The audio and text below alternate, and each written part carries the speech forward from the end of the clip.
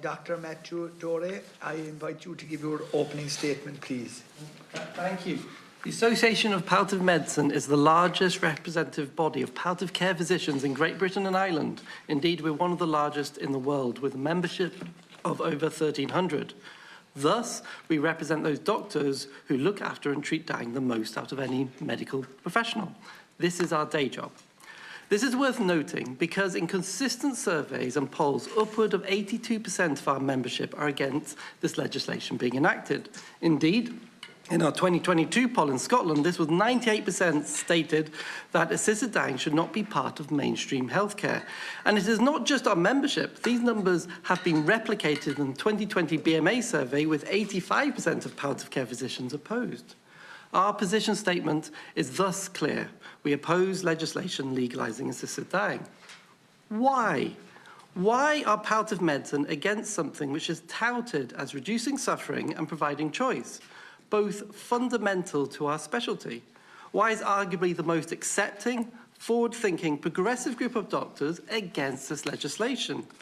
This is surely pause for thought on today's topic of protecting palliative care. I think palliative care has an insight that inevitably there will be incorrect deaths with this legislation. What we mean by incorrect deaths is that there'll be people who have assisted dying who have, one, an incorrect diagnosis, such as in Canada, the misdiagnosis of COPD that happened, or dare I mention the spate of MND misdiagnoses up north recently. Two, their prognosis is unpredictable. I believe you're aware how poor we are at prognosticating. Three, that a person's choice is fluctuating. People change their minds. Indeed, they naturally need time adjusting to their diagnosis. Four, those with mental health issues, indeed only 2 people in Oregon and 6% in Canada are assessed by a psychiatrist this year. That suicide in Oregon has increased by 1/3, and in no jurisdiction that has legalized assisted dying has its suicide rate gone down. 5, that elder abuse is real. 1 in 5 over 65s have experienced abuse. A law is for everyone, and to ignore risks of coercion and pressure is disingenuous. 6, that with Oregon's own statistics, 48% feel a burden and 6% have financial concerns. In Canada, there is clearly now a pressure to consider assisted suicide.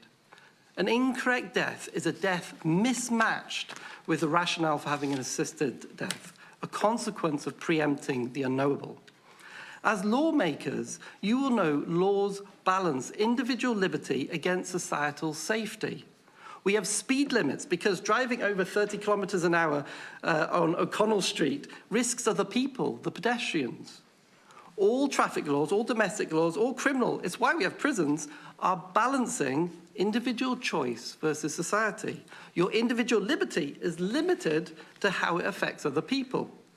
My question to the committee is, what percentage of incorrect, unnecessary deaths in the population due to the legalisation of assisted suicide would be acceptable?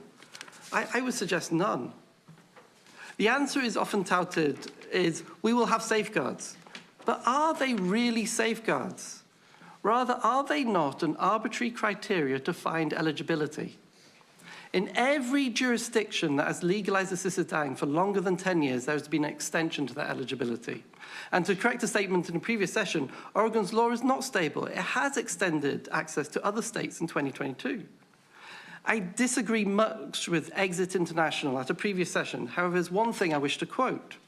Any framework that creates an exclusive club of people with a distinct qualification criteria ends up discriminating against far more people than it will ever help.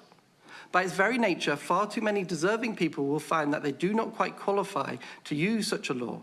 They will not be sick enough, or their diagnosis will have an ambiguous prognosis. The very proponents for this legislation admit to its arbitrary criteria and thus seek to extend it. And if legalised, will succeed, as it becomes a question of equality of access for a treatment. In Canada in 2016, it was clearly stated, we will not end up like Belgium. We will be an exception. Do you think Ireland is going to be an exception to this tried and tested international trend? Ireland founded palliative care, has a great history leading the way. Thank you that 90% of specialist palliative care is commissioned here. Protect it, nurture it. What kind of society do you want? Radical autonomy in which we will inevitably result in incorrect deaths, or a pursuit of the best end-of-life care with palliative care through evidence, diligence and compassion? Thank you very much, Dr. Doré.